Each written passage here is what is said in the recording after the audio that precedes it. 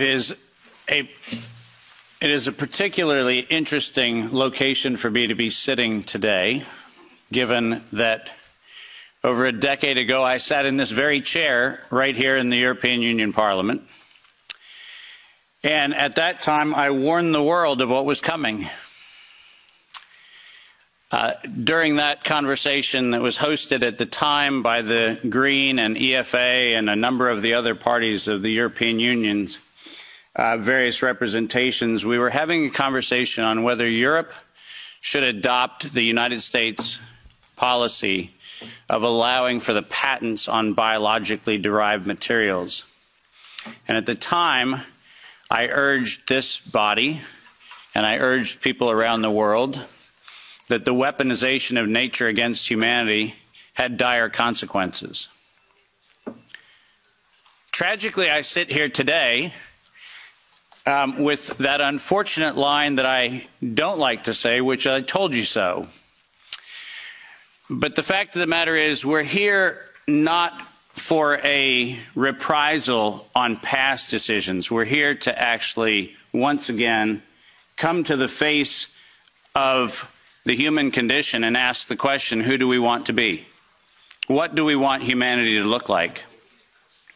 And rather than seeing this as an exercise in futility, which is very easy from time to time when you're in the position I'm in, I actually see this not as an exercise in futility. I see this as one of the greatest opportunities that faces us, because we now have a public conversation, which is now front and center in people's minds. When this was an esoteric conversation about biological patents, nobody cared. But when that conversation came home, then it became something people can care about. So I'm actually quite grateful for this opportunity. I thank the members of Parliament for hosting this. I thank all of the translators who, I apologize in advance. I will use terminology that is probably very difficult to translate, so my apologies. And I'd also like to acknowledge the fact that many of you are aware of my involvement with this, in large part due to the amazing work of my wonderful wife, Kim Martin, who encouraged me at the very early days of this pandemic to get on front of the camera and talk about all the information that I had been sharing among very small groups around the world. And it was, in fact, her encouragement that put me in a place where many of you have heard what I have to say. Ironically, the world that I came from, that used to be very popular, my CNBC and Bloomberg presentations, which were televised on mainstream media around the world, was an audience that I lost. I can confidently say COVID diminished my fame. But I can also confidently say that I'd rather stand among the people with whom I'm standing today than any of the folks that were part of that previous world. So this is a much better place to be. My role today is to set the stage for this conversation in a historical context, because this did not come in the last 3 years. This did not come in the last 5 or 6 years. This actually is an ongoing question that probably began here in Europe in the early stages of the mid-1900s, but certainly by 1913, 1914, this conversation started right here in Central Europe. The pandemic that we alleged to have happen in the last few years also did not happen overnight. In fact, the very specific pandemic using coronavirus began in a very different time. And we'll try to advance the slides here with one of these things. Oh, there we go. Most of you don't know that coronavirus as a model of a pathogen was isolated in 1965. Coronavirus was identified in 1965 as one of the first infectious replicatable viral models that could be used to modify a series of other experiences of the human condition. It was isolated once upon a time associated with the common cold.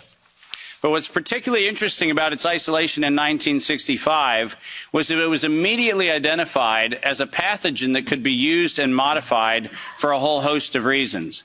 And you heard me correctly, that was 1965. And by the way, these slides are public domain. You're welcome to look at every single reference. Every comment that I made is based on published material, so do make sure that you look at those references. But in 1966, the very first COV coronavirus model was used as a transatlantic biological experiment in human manipulation. And you heard the date, 1966. I hope you're getting the point of what I'm saying. This is not an overnight thing.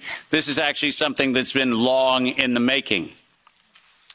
A year before I was born, we had the first transatlantic coronavirus data sharing experiment between the United States and the United Kingdom.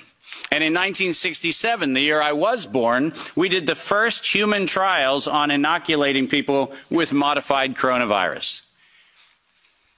Isn't that amazing? 56 years ago, the overnight success of a pathogen that's been 56 years in engineering. And I want that to chill with all of you.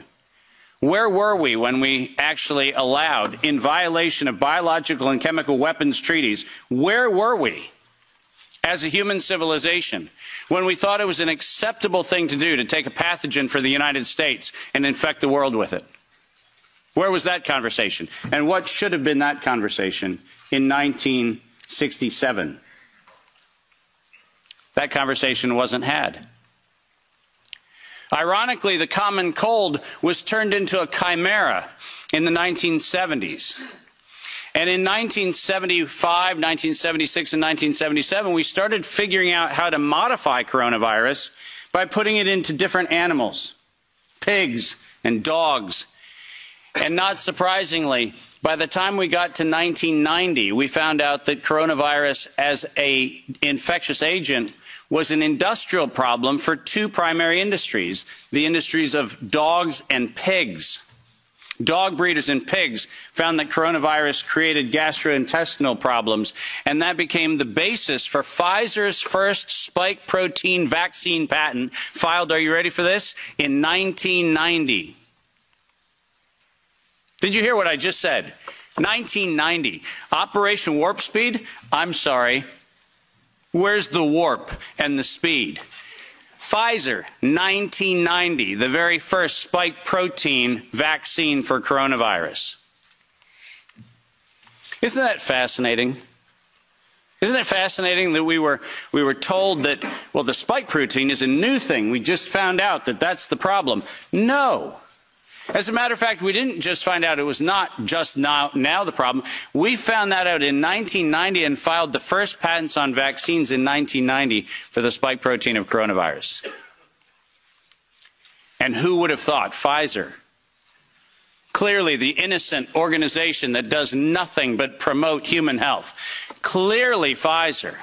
The organization that has not bought the votes in this chamber and in every chamber of every government around the world.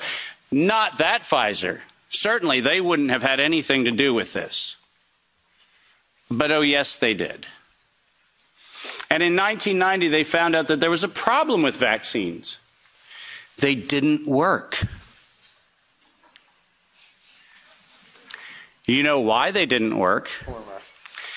It turns out that coronavirus is a very malleable model. It transforms and it changes and it mutates over time. As a matter of fact, every publication on vaccines for coronavirus from 1990 until 2018, every single publication concluded that coronavirus escapes the vaccine impulse, because it modifies and mutates too quickly for vaccines to be effective. And since 1990 to 2018, that is the published science, ladies and gentlemen. That's following the science. Following the science is their own indictment of their own programs that said it doesn't work. And there are thousands of publications to that effect, not a few hundred. And not paid for by pharmaceutical companies. These are publications that are independent scientific research that shows unequivocally, including efforts of the chimera modifications made by Ralph Baric in the University of North Carolina, Chapel Hill. All of them show vaccines do not work. on coronavirus. That's the science. And that science has never been disputed. But then we had an interesting development in 2002. And this date is most important. Because in 2002, the University of North Carolina, Chapel Hill patented, and I quote, an infectious replication defective clone of coronavirus. Listen to those words, infectious replication defective. What does that phrase actually mean? For those of you not familiar with language, let me unpack it for you. Infectious replication defective means a weapon. It means something meant to target an individual, but not have collateral damage to other individuals. That's what infectious replication defective means. And that patent was filed in 2002 on work funded by NIAID's Anthony Fauci from 1999 to 2002. And that work, patented at the University of North Carolina, Chapel Hill, mysteriously preceded SARS 1.0 by a year. Dave, are you suggesting that SARS 1.0 wasn't from a wet market in Wuhan? Are you suggesting it might have come from a laboratory in the University of North Carolina, Chapel Hill? No, I'm not suggesting it. I'm telling you that's the facts. We engineered SARS. SARS is not a naturally occurring phenomenon. The naturally occurring phenomenon is called the common cold. It's called influenza-like illness. It's called gastroenteritis. That's the naturally occurring coronavirus. SARS is the research developed by humans weaponizing a life system model to actually attack human beings. And they patented it in 2002.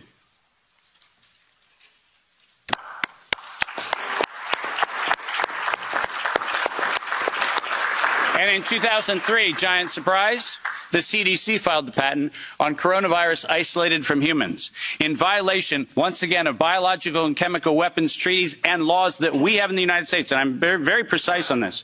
The United States likes to talk about its rights and everything else and the rule of law and all the nonsense that we like to talk about. But we don't ratify treaties about, I don't know, defending humans. We conspicuously avoid that. We actually have a great track record of advocating for human rights and then denying them when it comes to actually being part of the international community, which is a slightly problematic thing. But let's get something very clear. When the CDC in April of 2003 filed the patent on SARS coronavirus isolated from humans, what did they do? They downloaded a sequence from China and filed a patent on it in the United States. Any of you familiar with biological and chemical weapons treaties knows that's a violation. That's a crime. That's not an innocent oops. That's a crime. And the United States Patent Office went as far as to reject that patent application on 2 occasions until the CDC decided to bribe the Patent Office to override the patent examiner to ultimately issue the patent in 2007 on SARS coronavirus. But let's not let that get away from us, because it turns out that the RT-PCR, which was the test that we allegedly were going to use to identify the risks associated with coronavirus, was actually identified as a bioterrorism threat by me in the European Union-sponsored events in 2002 and 2003, 20 years ago. That happened here in Brussels and across Europe.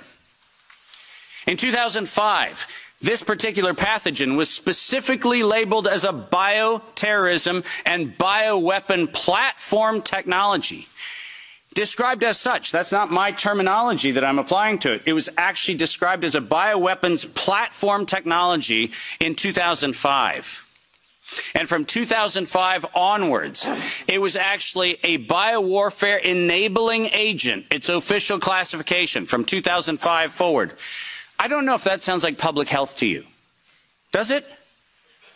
Biological warfare enabling technology. That feels like not public health. That feels like not medicine. That feels like a weapon designed to take out humanity. That's what it feels like. And it feels like that because that's exactly what it is.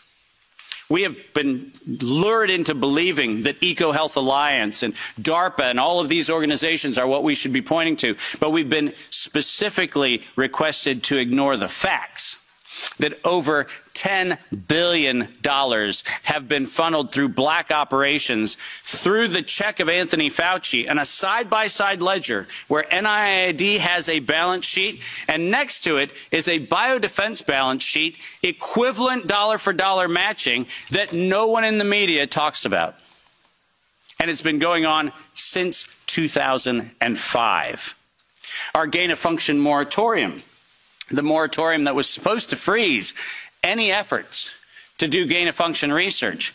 Conveniently, in the fall of 2014, the University of North Carolina, Chapel Hill received a letter from NIAID saying that while the gain-of-function moratorium on coronavirus in vivo should be suspended, because their grants had already been funded, they received an exemption. Did you hear what I just said? A biological weapons lab facility at the University of North Carolina, Chapel Hill, received an exemption from the gain-of-function moratorium so that by 2016 we could publish the journal article that said SARS coronavirus is poised for human emergence in 2016. And what, you might ask, Dave, was the coronavirus poised for human emergence? It was WIV1, Wuhan Institute of Virology Virus 1. Poised for human emergence in 2016 at the proceedings of the National Academy of Sciences, such that by the time we get to 2017 and 2018, the following phrase entered into common parlance among the community. There is going to be an accidental or intentional release of a respiratory pathogen. The operative word, obviously, in that phrase, the word release. Does that sound like leak? Does that sound like a bat and a pangolin went into a bar in the Wuhan market and hung out and had sex and lo and behold, we got SARS-CoV-2? No.